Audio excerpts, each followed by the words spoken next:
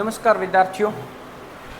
और आज जो ये अपन टॉपिक लेके आए हैं वो आपके सवाल है। मैं काफ़ी दिनों से देख रहा हूँ, जेईटी का एग्ज़ाम हो चुका है, जेट के एग्ज़ाम होने के बाद में आपके काफ़ी स्टूडेंट के मेरे पास कॉल आ रहे हैं और उनकी क्या क्वेश्चंस, उन क्वेश्चन का हर एक क्वेश्चन को मैंने इतने दिन कलेक्ट किया और उस क्वेश्चनों के आंसर आज मैं पूरी इस सारी वीडियोज के अंदर देने वाला हूं। और आप सब घर पे होंगे, स्वस्थ होंगे, जो ये छुट्टियां चल रही इसका एंजॉय करते होंगे। इस बीच में अब अपनी आगे की क्या रणनीति करनी है।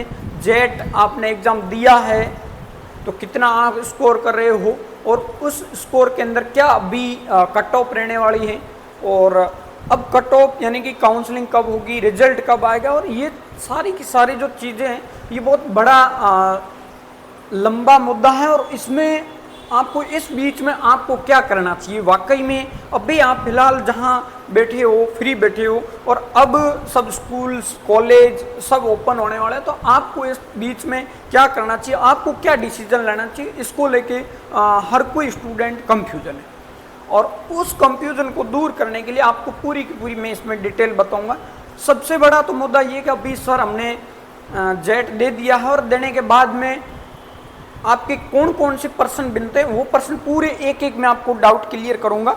और इस बीच में मैं आपको थोड़ा सा सूचना दूंगा कि अभी जो फिलहाल है वो अपने संस्थान सहकार एग्री इंस्टीट्यूट है, जो नए जो बैच प्रारंभ कर रहा है उसकी डेटे मैंने डाल रखी है। जो आपके 11th-12th अगर कोई फाउंडेशन करना चाहता है तो अभी सब स्कूलों में छुट्टियां चल रही है, और वो जहाँ पे है किसी ने 10वीं कर ली है, अब वो अपना आगे एग्रीकल्चर के अंदर फ्यूचर ढूंढना चाहता है तो उनके लिए 11th क्लास में एडमिशन ओपन है और 12th क्लास में भी एडमिशन ओपन है। इसके साथ साथ में अगर किसी बच्चे ड्रॉपर है यानी कि 12th कर लिए, वो चाहता है कि मैं अब जेट आईसीआर सीयूईटी की तैयारी करूं, तो उनके लिए जो है वो अपन 15 जून से नए बैच स्टार्ट कर रहे हैं। ऑफलाइन और ऑनलाइन दोनों मोड के अंदर अपन स्टार्ट कर रहे हैं। तो कोई भी छात्र है इसके लिए आपको यूँ है कि मैं आपको बता दूँ। और दूसरा इधर है वो आपकी कृषि पर्यवेक्षक के लिए है कि कृषि पर्यवेक्षक भर्ती जो 2024 के एंड में आने की संभावना है या फिर 2025 के फर्स्ट मंथ में आने की संभावना है।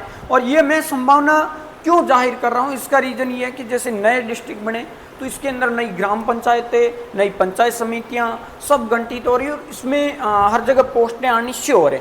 तो ये नई सरकार है, नई सरकार आपकी खुद की पोस्टें निकालेगी 100%। हर फील्ड के अंदर, हर सेक्टर के अंदर पोस्टें आना श्योर है। तो और ये जो आगे जो आने वाली वैकेंसी बम्पर वैकेंसी है। अब आपका ये भी क्वेश्चन होगा कि सर अब हम क्यों तैयारी करें।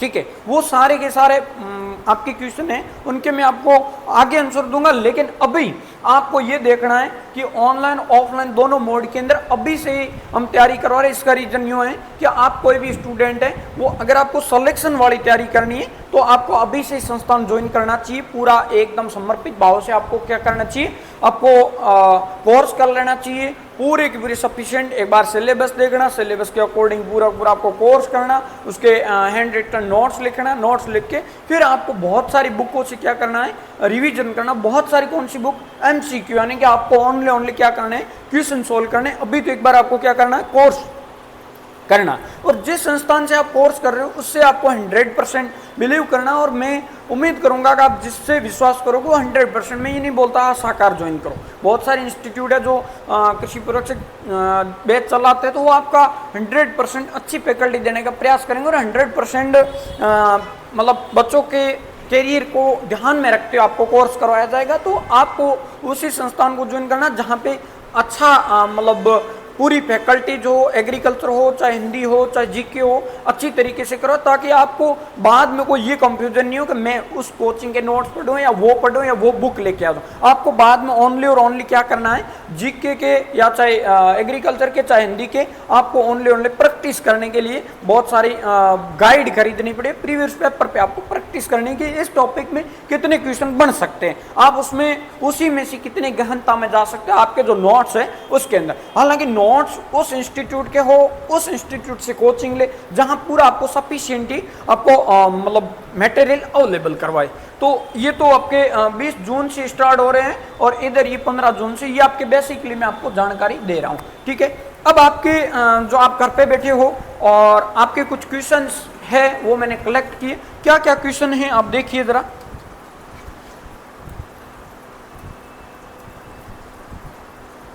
पहला क्वेश्चन है, सर मैंने जेट 2024 का एग्जाम दे दिया, स्कोर कम आ रहा है, क्या कट ऑफ रहेगी, अब आगे क्या करूं। यानी कि आपने एग्जाम तो दे दिया, अभी इसी साल आप 12 पास थे या फिर आपने कहीं लॉन्ग ईयर कर ली, किसी कारणवश आप स्कोर कम कर रहे हैं, और या इसी साल आपने 12th करके एग्जाम दिया और आपने कहीं इंस्टीट्यूट ज्वाइन किया होगा तो वो या आप में कमी रही होगी या फिर इंस्टीट्यूट में कोई भी कमी, या फिर आपका पेपर सेट नहीं हुआ, इस वजह से आप स्कोर कम कर रहे हो। यानी कि आप स्कोर, अब पहली बात तो ये रहेगी कि सर स्कोर कितने तक सिलेक्शन हो गया, यानी कि कट ऑफ पे जब बात आएगी तब आप आपका आगे जो आपको क्या करना वो पूरी प्लानिंग तब तय होगी। तो मैं आपको एक छोटे सी बात पे अगर मैं बताऊं आपको, तो आपकी जो इस बार की जो कट ऑफ है, अब थोड़ी सी अगर पेपर पे बात करें तो इस बार का जो पेपर का लेवल था वो पिछले सालों की बजाय थोड़ा हार्ड लेवल था। और हार्ड लेवल के साथ में अगर एक और बात करूं तो जो पेपर का लेवल पैटर्न के अकॉर्डिंग भी नहीं था। यानी कि आपने केमिस्ट्री में देखा होगा तो उसमें बहुत सारे ऐसे टॉपिक है, जैसे बहुलोक हो गया, ठीक है, संकरण हो गया, उनसे हर साल एक एक क्वेश्चन जो देना था वो इस बार क्या है, उसी क्वेश्चन ही पुटअप नहीं हुआ। तो आप आपके पैटर्न के अकॉर्डिंग फॉलो करके गए कि मैं ये टॉपिक पढ़ूंगा और इस टॉपिक को मैं इतने क्वेश्चन सही करके आऊंगा, और अपना केमिस्ट्री में इतने करने, एग्रीकल्चर में इतने और बायो में इतने, और मेरा इतना सिलेबस में से मैंने इतने टॉपिक क्लियर कर लिए। अब जब आपके टॉपिक पैटर्न को फॉलो नहीं करके और अदरवाइज क्वेश्चन आ जाते हैं, तब आपके वहां गणित खराब हुई थी। ये काफी बच्चों का मतलब ये था कि सर केमिस्ट्री हार्ड थी। हाँ, केमिस्ट्री हार्ड नहीं, उन्होंने पैटर्न को फॉलो नहीं किया, थोड़ी हार्ड भी लेवल था लेकिन उन्होंने पैटर्न को फॉलो नहीं किया। और कुछ क्वेश्चन मतलब ऐसे थे जो छोड़ने थे और आपने अटेंड किए होंगे या फिर आपने छोड़ दिए होंगे। तो मैं मानूं कि हर कोई बच्चा वो 30 के समथिंग क्वेश्चन करके आएगा, जो इंटेलिजेंट हो वो भी 30 के समथिंग है, कारण जो बाकी 10 वाले क्वेश्चन थे, 10 वाले उनका लेवल अप था तो वो आपके काम के नहीं थे। और मीडियम बच्चा है वो 25 से 26 के बीच में, और ऐसे बहुत सारे बच्चे जो 25 और 26 के बीच में सही करके आए, चाहे लॉन्ग ईयर का हो चाहे क्रैश कोर्स का हो, ये बच्चों का अमूमन रहा है। मैं आपको ये बताना चाहूँगा, आप एक दूसरे में जब डिस्कस नहीं कर पाते बच्चे, तो मैं बता रहा हूँ आपको कि ये कहाँ तक कोई बच्चे अटके हैं। अब आपके ये भी उसके कितने सही रहे, उसके कितने, तो जो इंटेलिजेंट बच्चे 35-36 तक भी पहुँचे हैं, ऐसी बात नहीं। लेकिन जो ठीक ठाक होशियार है वो बच्चा 30 तक अटका, और जो बिल्कुल मीडियम है वो बच्चा 25-26 तक अटक गया। ये केमिस्ट्री की बात करूं। और एग्रीकल्चर का भी इतना लेवल डाउन नहीं था कि कभी कभार ये पूछ लेते, किसी का कुल पूछ लिया, किसी का उत्पत्ति स्थान पूछ लिया, बीज दर या फिर गुण सूत्र, ये बेसिकली क्वेश्चन हुआ करते हैं जनरली, जो इस बार ऐसा भी नहीं आया, थोड़ा बहुत लेवल अप था। और क्वेश्चन की लैंग्वेज थी वो थोड़ी सी टफ थी, बाकी ऐसे नहीं कि आउट ऑफ सिलेबस एग्रीकल्चर के अंदर अगर बोला जाए एक आध क्वेश्चन था जो आउट ऑफ सिलेबस था, बाकी पूरा पैटर्न को फॉलो करते हुए, लेकिन थोड़ी सी जो उसकी लैंग्वेज थी वो मैं बताऊंगा आपको कि वो थोड़ी सी हार्ड थी। अब इसमें जो आपके इस बार का जो मैं आपको अगर कट ऑफ का अगर रेशियो बताऊं तो आपके इसमें से थोड़ा सा आपकी इसमें बॉलरिंग की प्रॉब्लम आ रही है ना,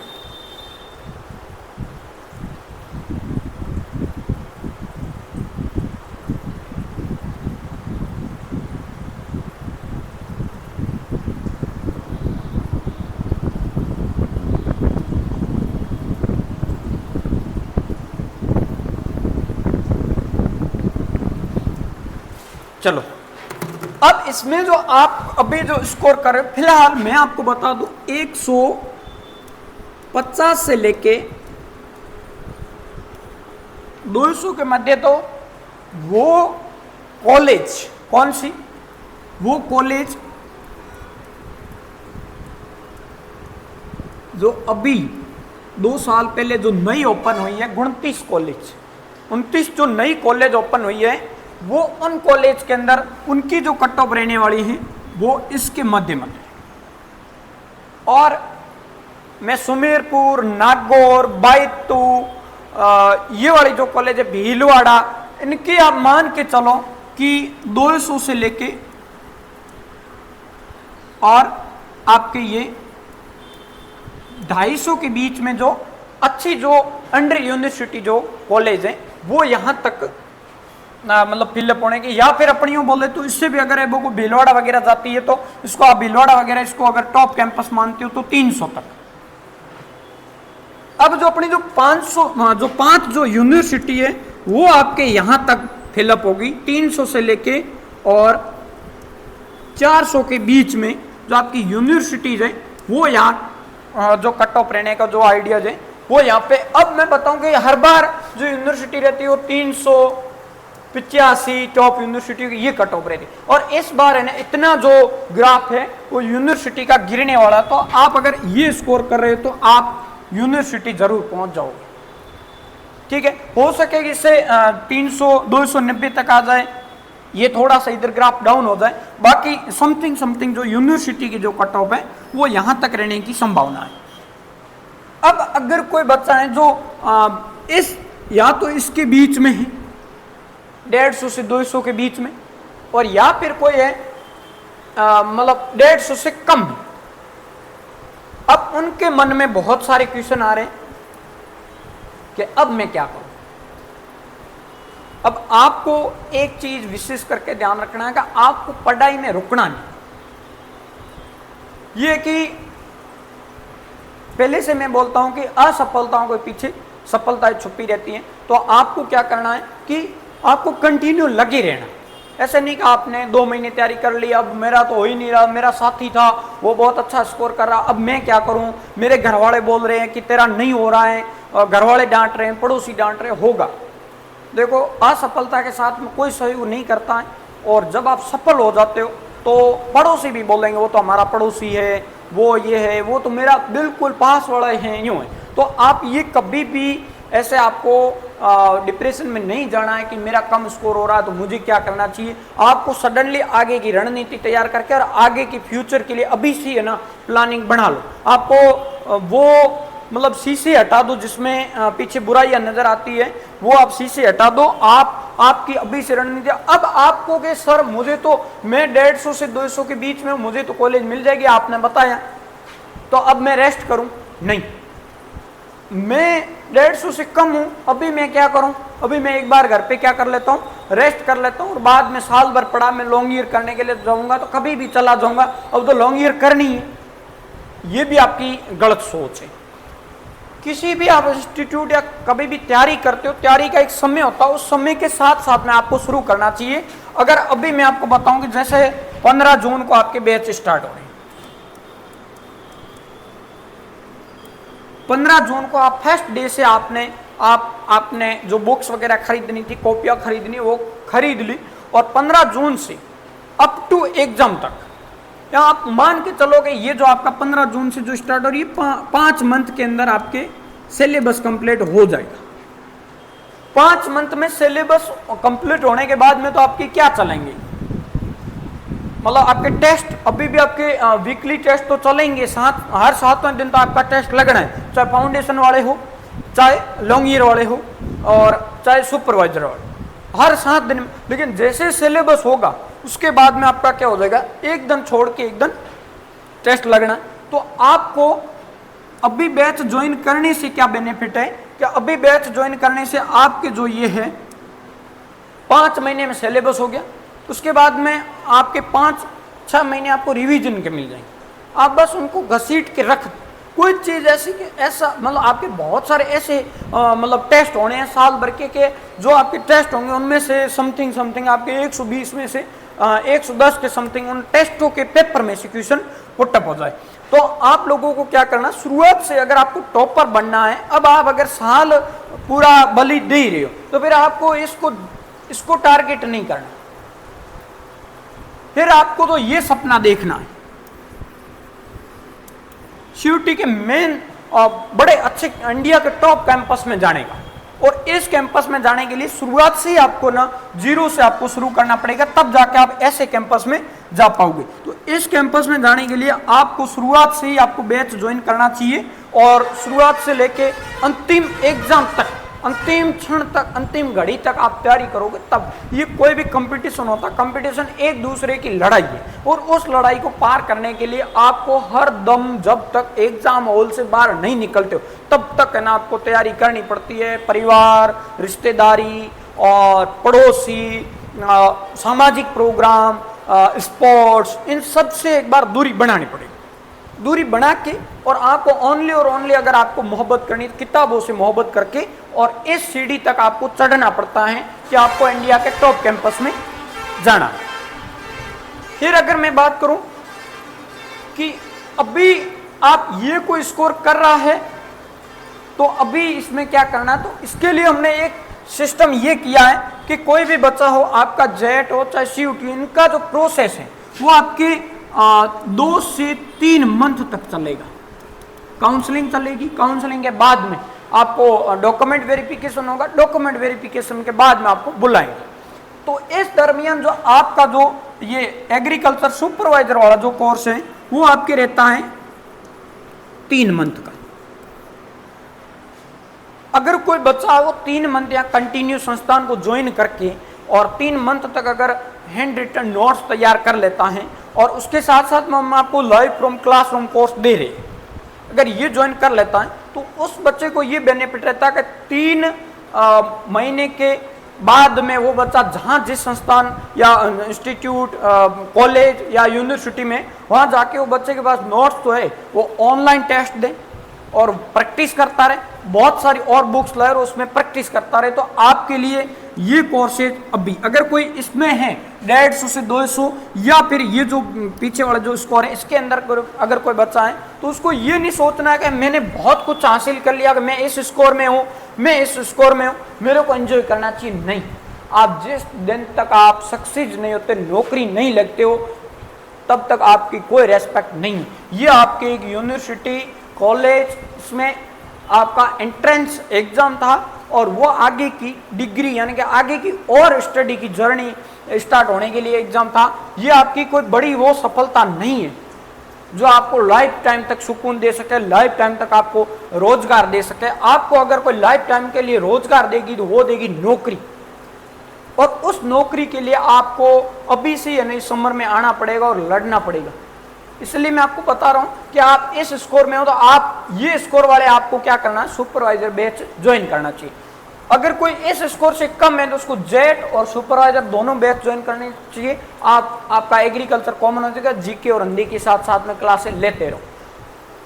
अब इस स्कोर वाले आपको बैच ज्वाइन करना है, करके अभी से आपकी तैयारी को सुनिश्चित कर देना। अगर कोई ऐसा भी बच्चा जिसके 2 साल पहले अगर 12th हो चुकी है तो उसको यहाँ दांव खेलना चाहिए सुपरवाइजर पे, उसको है ना और कुछ नहीं सूझना चाहिए। अभी से बैच ज्वाइन करके और सुपरवाइजर पे पूरा का पूरा फोकस करना चाहिए। जब 1 साल या 1.5 साल या 6 महीने के कभी भी एग्जाम हो तब आप अच्छे से तैयारी करके और आप उसमें सिलेक्शन ले सको। क्यों?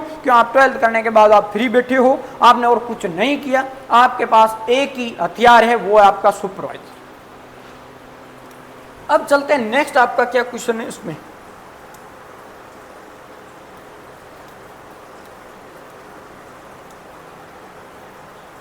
हाँ, बहुत सारे ऐसे स्टूडेंट हैं जिन्होंने क्या किया, 12th तो कर ली लेकिन जेट फॉर्म में उम्र कम पड़ रही थी। इस बार जो एलिजिबिलिटी जो दी थी उस एलिजिबिलिटी को आप पार नहीं कर सके और आपकी एज कम पड़ गई। अब आपको कौन सा डिसीजन लेना है, तो उसके अंदर आपको ये करना है कि आपके पास में यही है। अब आपको, आपकी उम्र कम थी, 16 साल आपकी उम्र नहीं थी, तो आप 2 साल तक आप कृषि प्रशिक्षक में एलिजिबल नहीं हो, तो आपको ओनली इन बैच को ज्वाइन करके,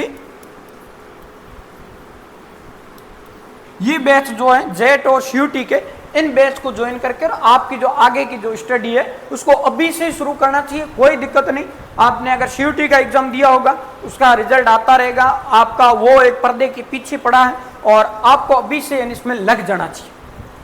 ठीक है, ये मैं आपको पर्सनली इसके लिए सजेस्ट कर रहा हूं कि अगर आप इस क्राइटेरिया में थे, आपका फॉर्म फिलअप नहीं हुआ, तो आपको अभी से है ना इसमें नए बैच है उसको ज्वाइन करके और 0 से स्टार्ट करो और आगे जो आने वाला जो रिजल्ट होगा वो आपके लिए बेहतर होगा।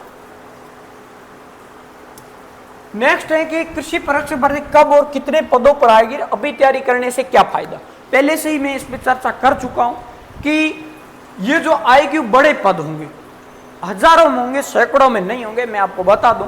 दूसरी चीज ये है कि कब आएगी, तो ये या 2024 के एंडिंग में या फिर 2025 के फर्स्ट में आ जाएगी।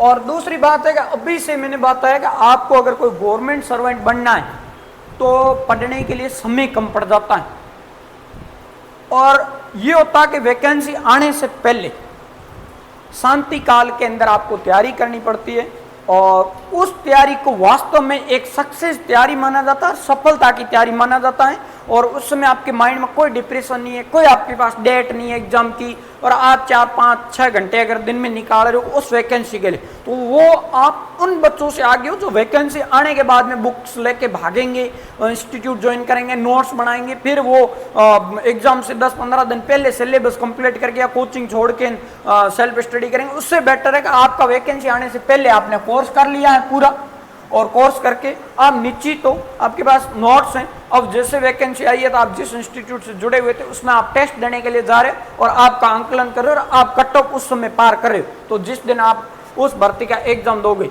आप जरूर फतेह हासिल करोगे। और उसके लिए मैं आपको अभी से बोलूंगा, आप चाहे किसी स्टेज पे हो, आपको इसी समय में लग जाना चाहिए तैयारी के लिए। ये आपको अभी मैं इसलिए बोल रहा हूं, अभी इस बैच स्टार्ट करने का उद्देश्य यही है कि बहुत सारे, और मैं जनरली एक चीज और बता दूं, जो अभी कॉलेजों में पढ़ रहे हैं, जो न्यू कॉलेज ओपन उसके अंदर पढ़ रहे हैं, उनकी कोई फैकल्टीज नहीं, उनको विशेष करके ये करना चाहिए।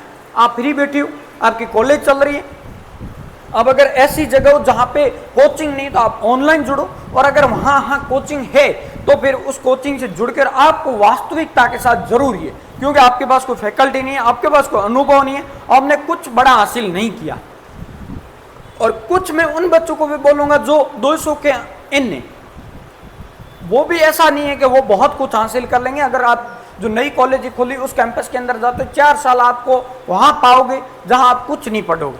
अभी जो 29 नई कॉलेज खुली उनके अंदर फैकल्टीज नहीं है, और फैकल्टीज नहीं है तो आप ज्यादातर आप घर पे ही रहोगे, छुट्टियां रहेगी तो उसमें आप घर पे रहोगे, तो ये आपका ही लॉस है कि आप क्या सीखे हो। 4 साल बाद में आप एक डिग्री लेके घर पे बैठ जाओगे तो उससे आपको क्या फायदा हो जाएगा। आपको वापस मैदान में आना चाहिए। मैं क्यों बोल रहा हूं, अगर आपको मिल भी रहा, आप ड्रॉपर नहीं हो, आपने इसी साल 12वीं की है, तो आप अगर नॉर्मल को कॉलेज मिल रहे तो उसको आपको ठोकर मार के वापस सीयूटी के लिए तैयारी करनी चाहिए। आप बड़ा स्कोर कर रहे हो, मिल गई लोकल कॉलेज, तो उसको ठोकर मारनी चाहिए और वापस है ना आपको भारत की टॉप यूनिवर्सिटी में सीयूटी में जाने का सपना देखना चाहिए, ताकि आप 4 साल बाद में आपको बहुत कुछ हासिल करते हुए पाओ। तो इसलिए भी मैं उनको भी यही सजेस्ट करूंगा कि आपको भी तैयारी वापस करनी चाहिए। ऐसे नहीं है कि आप एक नॉर्मली कॉलेज में जाके, बहुत सारे ऐसे नीट के बच्चे होते हैं जिनको अच्छा कैंपस नहीं मिलता, वो 1 साल और ड्रॉप लेते हैं, तो उन बच्चों को भी मैं ड्रॉप लेने के लिए सजेस्ट करूंगा। आपको कॉलेज मिल जाएगी, बहुत बढ़िया बात है, आपका फर्स्ट अटेम्प्ट था, आपने तैयारी करी, आपको कॉलेज मिल चुका है, लेकिन उस कॉलेज में ऐसे हालात नहीं है जो आपके लेवल के अकॉर्डिंग फैकल्टीज नहीं है या स्टडी नहीं है, तो फिर आपको उसमें नहीं जाना चाहिए। उसमें अगर आप जाते हो तो फिर आपका आगे वाला जो फ्यूचर है वो आप जोखिम में डाल रहे हो। और अभी जो उस कॉलेज के अंदर पढ़ रहे हैं उनको अभी से इस बैच में आपको जुड़ना चाहिए और आपका आगे का जो करियर है वो इस पे लगाना चाहिए। क्यों? क्योंकि आप बीएससी कर लोगे तब तक ये वैकेंसी आएगी, हो जाएगी, और आगे आपके पास आपकी बीएससी कंप्लीट हो जाएगी और आपके प्रमोशन में बीएससी की डिग्री हेल्प करेगी और आप सुपरवाइजर पद पे हो जाओगे। ये बहुत अच्छा आपको बेनिफिट मिल सकता है। नहीं 4 साल बाद में आप इधर उधर भागते रहोगे, डबल एओ के पीछे, एओ के पीछे, और वहां आपने इतना पढ़ा नहीं, आपका अनुभव नहीं होगा और वहां आप जाके अटक जाओगे। इसलिए आपको एक छोटी सी नौकरी पे अभी आपको प्रयास करना चाहिए। और अगर आप इसमें नहीं करते हो तो फिर अभी से आपको कहीं प्री पीजी या फिर एफएसओ, एएफओ, डब्ल्यूओ, इसके लिए आपको कोर्स लेके और लाइब्रेरी ज्वाइन करके इसके लिए आप करो। लेकिन आपको ऐसे बिल्कुल फ्री नहीं बैठना है, आप इस पे भी नहीं, आप डिग्री पे आश्रित हो, डिग्री चल रही है, आप 4 साल तक मौज करो, ये आपके लिए आने वाला जो टाइम है वो बहुत खराब हो जाएगा और आपको कुछ नहीं पाओगे, बिल्कुल जीरो पाओगे। मैं आपको ये विशेष करके जो न्यू कॉलेज स्टूडेंट है उनको रिक्वेस्ट कर रहा हूं।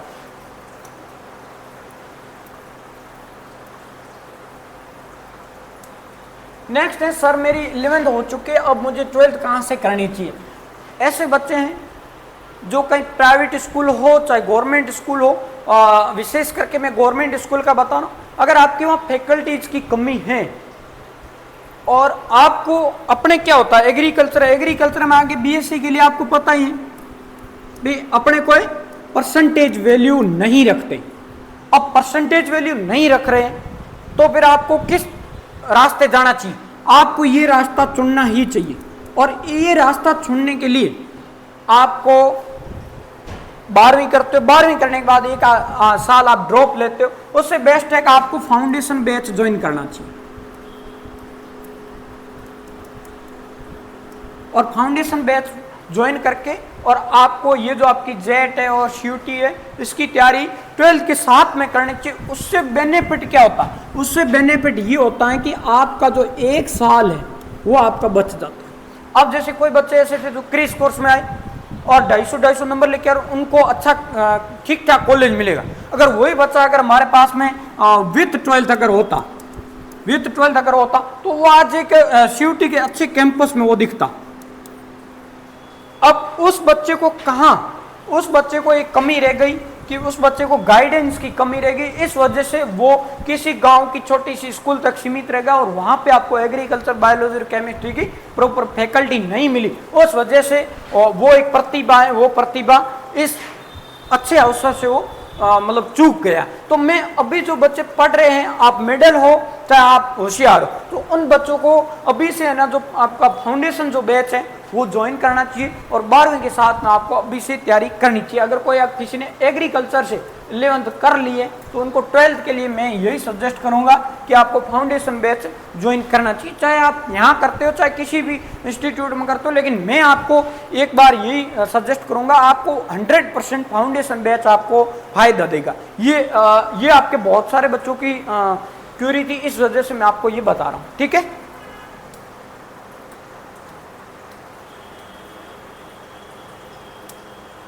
अब ऐसे बच्चे हैं, पहले से मैं इस पे चर्चा कर चुका हूं कि किसी बच्चे ने क्या है इसी साल 10वीं कर लिए और वो अपना फ्यूचर वो एग्रीकल्चर में देख रहा है, तो उनको है ना अभी 11th क्लास कहां से करनी चाहिए कि सर मैं 11th तो गवर्नमेंट से या प्राइवेट स्कूल से कर लूं, 12th में वापस फाउंडेशन ज्वाइन कर लूं। भाई ऐसे क्यों करूं? अब 11th में तो आप क्या करो, ये पूरा का पूरा कोर्स कर लो जेट और सीयूटी का, आप 11th की तरफ ध्यान ही मत दो। ठीक है, पूरा पूरा आपका फोकस यहाँ लगा दो फाउंडेशन बैच में आके और फाउंडेशन बैच ज्वाइन करके और यहाँ आपका पूरा फोकस लगा दो। और अब जैसे 12th में आओ तो 12th में आप क्या करो कि आपके दो पार्ट कर लो, एक 75% तो आप ध्यान दे दो किस पे, आप 12th पे, और आपके जो 25% है वो आप ध्यान दे दो किस पे, जेट पे और सीयूटी पे। अब 25% ध्यान देने से क्या होगा कि आपने यहाँ आपने 100% आप लगा चुके हो, आपको बहुत कुछ सब कुछ आ रहा है, अब कोई दिक्कत नहीं। आप यहाँ पे 75% दो, यहाँ 25% दो, आप जैसे 11th कर लोगे। ठीक है, यहाँ आप क्या कर रहे हो 11th आप 11th कर रहे हो, यहाँ आपने 100% दिया, आप 12th कर लोगे। 12th करने के बाद में आपको 2 मंथ का और टाइम मिलेगा, यानी कि अपना क्रिस कोर्स। आपने कब तक जेट किया, 1 साल यहाँ पे और 1 साल यहाँ, आपने कितने 2 साल आपने लगा लिए। अब 2 साल लगा लिए तो आपका ये है ना जो सीयूटी के जो मेन कैंपस है, बड़े बड़े कैंपस है, वहां जाने से आपको कोई नहीं रोक सकता। अब आपको ये बेनिफिट है कि हम स्कूलिंग फीस के अंदर आपको ये फाउंडेशन कोर्सेज साथ में फ्री में दे रहे, तो फिर आपको ये बैच ज्वाइन करनी चाहिए। आप किसी भी स्कूल में हो तो आपको यहाँ आना चाहिए और ये बैच ज्वाइन कर लेना चाहिए, ताकि आप 2 साल तक तैयारी करो। तो 2 साल तक, अब वो कोई 2 मंथ में कोई क्रैश कोर्स में बच्चा वो अगर इतना स्कोर कर रहा है या फिर इतना स्कोर जेट के अंदर कर रहा, तो वो बच्चा अगर ये 2 साल का अगर फाउंडेशन करता है तो फिर सीयूटी के अंदर तो वो बहुत अच्छे परसेंटाइल के साथ वो सेलेक्ट हो जाएगा, बहुत अच्छा स्कोर करेगा। इस वजह से मैं आपको अगर कोई 10वीं के बाद में अगर एग्रीकल्चर ज्वाइन करना चाहता तो साकार एग्रीकल्चर स्कूल के नाम से हम फाउंडेशन जो चला रहे हैं वो आपको ज्वाइन करना चाहिए।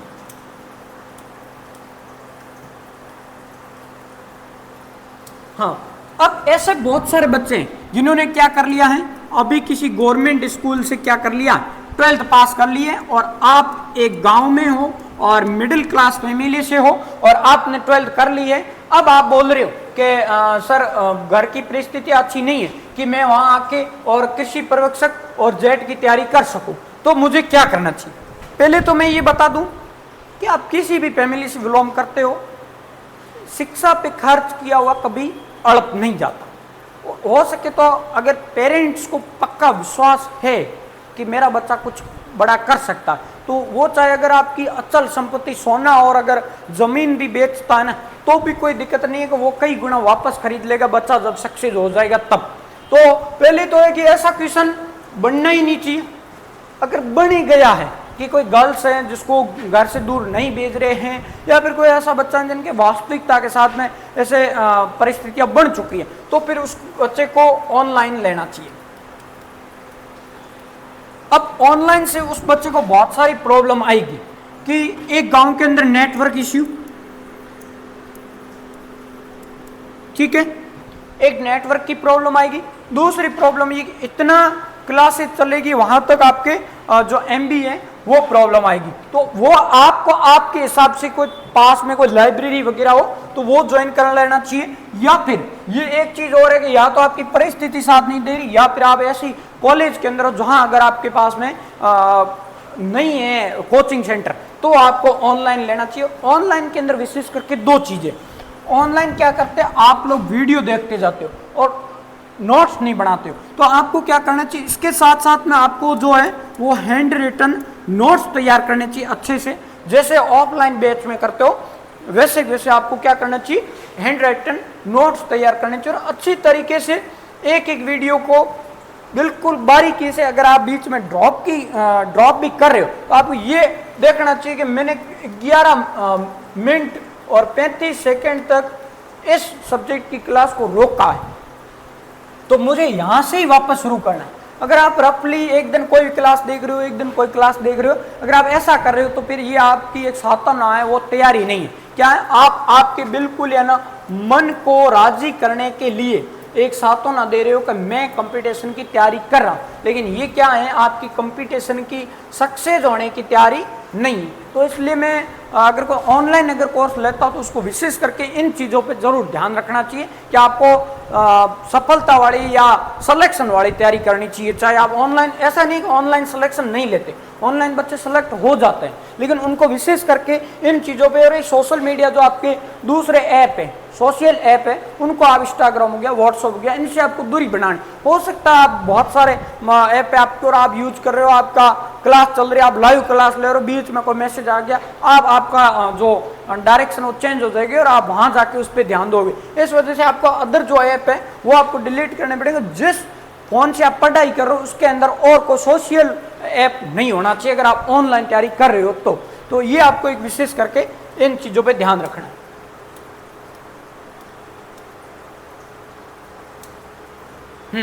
फिर है सर मैं वहां आऊंगा या फिर आऊंगी तो कहाँ रुके, हमारे कोई रिश्तेदार नहीं है, यानी कि आपने मानस बना लिया है ऑफलाइन बैच का, आप ऑफलाइन बैच ज्वाइन कर रहे हो, लेकिन अब आपको प्रॉब्लम आ रही है कि सर वहां हमारे लिए क्या व्यवस्था है। तो यहां मैं आपको बता दूं कि यहां आपके हॉस्टल सुविधा उपलब्ध है। एक चीज तो हॉस्टल की हो गई, दूसरा आप यहां आके और रूम लेके रह सकते हो, ठीक है। अब हॉस्टल के लिए अलग अलग है, गर्ल्स के लिए अलग है और बॉयज के लिए अलग फैसिलिटीज है। इन दोनों में वार्डन है और अच्छी फैसिलिटी दे रहे। देखो घर के जैसा तो सुविधाएं नहीं होती है, फिर भी मैं बता दूं कि हम हमारे प्रयास से आपको बहुत अच्छा देने का प्रयास करते हैं, 100% अच्छा देने का प्रयास करते हैं। बॉयज़ और गर्ल्स के लिए अलग अलग फैसिलिटीज है, और आप अगर कोई बॉयज़ और गर्ल्स अगर आ रहे हो तो आपको पूरी की पूरी फैसिलिटी है कि आपको कुछ भी नहीं लाना, आपको पहनने कपड़े लाने, बिस्तर से लेके और आपके बर्तन से लेके, बाल्टी से लेके, बेड से लेके, पूरा का पूरा फैसिलिटी आपका। सुबह चाय है, नाश्ता है, वापस आपके लंच है, डिनर है, पूरी की पूरी फैसिलिटी आपको 100% यहाँ दोनों जो हॉस्टल है उनके अंदर आपको प्रोवाइड कराई जाएगी। उसके बावजूद कोई बच्चा का नहीं सर हमारे तो यहाँ की जैसे इन दोनों हॉस्टल है, इनकी 5-5 हज़ार रुपये जो मंथली जो फीस है वो रहने वाली है। और हमारे हम 2 भाई है, एक भाई और एक बहन है, या फिर हम 2-3 जने ग्रुप है वो आ रहे हैं, तो हमें क्या करना चाहिए? फिर आपको क्या करना चाहिए? रूम लेना चाहिए। रूम अमूमन आपको है ना यहाँ 3,000 तक मिल जाएगा। रूम के अंदर 1-2-3 जने हो तो आपको 1,000 रुपये खर्चा आएगा। मान के चलो आपका 1,000 रुपये अदर खर्चा, खाना खर्चा मान लो, तो आपका ये खर्चा न लग के आप यहाँ 2,000 के अंदर आपका एक मंथ निकल जाएगा। लेकिन रूम वाले जो बच्चे होते हैं वो कहीं ना कहीं क्या करते हैं? लापरवाही। और यहाँ पे जब लापरवाही हो जाती, कहाँ होती लापरवाही? कि एक तो आपके सर्दियों का सीजन आ गया, एक आपके कभी थोड़ी सी वर्षा का सीजन आ गया, कभी बारिश आ गई, या फिर कोई बाहर को ऐसे प्रोग्राम चल रहे, कभी बार के घर भी चल रहे वो, तो ये वाले जो रूम वाले लड़के होते हैं ये क्या करते हैं? उस दरमियान सर्दी ज्यादा है, कोचिंग बंद, थोड़ी सी वर्षा आ गई, कोचिंग बंद, कोई प्रोग्राम है शाम को अपन बस चल बसे। और इस दरमियान या फिर आपको जो शेड्यूल वो फिक्स नहीं होता, आपको न सोने का फिक्स है, न उठने का फिक्स है, न खाना बनाने की बड़ी प्रॉब्लम, सुबह नाश्ता नहीं बनाते हो, उस वजह से आपका अगर ये भी इन्वेस्टमेंट अगर आपकी परिस्थितियां साथ देती है तो करना चाहिए मेरे ख्याल से। ये करते हो तो आपको सेपरेट आपको उठाने का पूरा शेड्यूल हमारा चलेगा कि कब उठना है, कब सोना है, क्या करना, पूरी की पूरी जो दिनचर्या वो हम डिसाइड करें, वो दिनचर्या सिलेक्शन वाली दिनचर्या होगी। तो आपको अगर आपका परिवार परिस्थितियां साथ दे रही है तो आपको ये इन्वेस्टमेंट करना चाहिए। और यहाँ अगर आपको वो स्थिति नहीं बन रही है तो फिर आपको यहाँ, लेकिन यहाँ अगर आप करते हो तो 100% आप आपकी खुद की जिम्मेदारी के साथ में आप यहाँ रहना। और ये हमेशा विचार होना चाहिए आपके मन में, ये होना चाहिए कि मुझे घर वालों ने पढ़ने के लिए भेजा तो मेरे माइंड में मुझे एक ही बात होनी चाहिए, सिलेक्शन सिलेक्शन सिलेक्शन, और उसके लिए दिन और रात एक करके और आपको सिलेक्शन वाली पढ़ाई करनी। तो ये अब आपके बहुत सारे जो क्वेश्चन थे और उनका एक एक का आपको मैंने जवाब दिया। और वो ये क्वेश्चन है जो बहुत सारी मेरे पास कॉलिंग आ रही है, उसके लिए मैंने आपको ये वीडियोज बनाई कि आपको मैं एक ही वीडियोज के अंदर सारे क्वेश्चंस सॉल्व हो जा रहा। आप अब आप मुझे वापस कॉल करके बोलो कि बस हमारे को ये बैच ज्वाइन करना है और मैं उस दिन आ रहा, हो सके जल्दी जल्दी से, जब 0 से बैच स्टार्ट हो रहा आपको यहाँ बिल्कुल 0 लेवल से बैच को शुरू करेंगे तो आपको शुरुआत से जुड़ना चाहिए। और शुरुआत से जो बेसिक चीज़ें वो आप जब सीखोगे तब जाके आप बेसिक चीज़ें, पहले जैसे केमिस्ट्री हो गई, चाहे हिंदी की क्लास हो गई, वो जब आप बेसिक सीखोगे तब जाके आप उच्च लेवल की जो बातें हैं, जो टॉपिक है उनको आप सॉल्व कर सकोगे। तो आप लोगों को अभी से जुड़ना चाहिए। और इसमें अगर कोई मोर डिटेल चाहिए तो आप कमेंट बॉक्स में मुझे कमेंट करें और मैं आपको बता दूंगा। ठीक है, आप सभी को बहुत बहुत धन्यवाद। Thank you so much.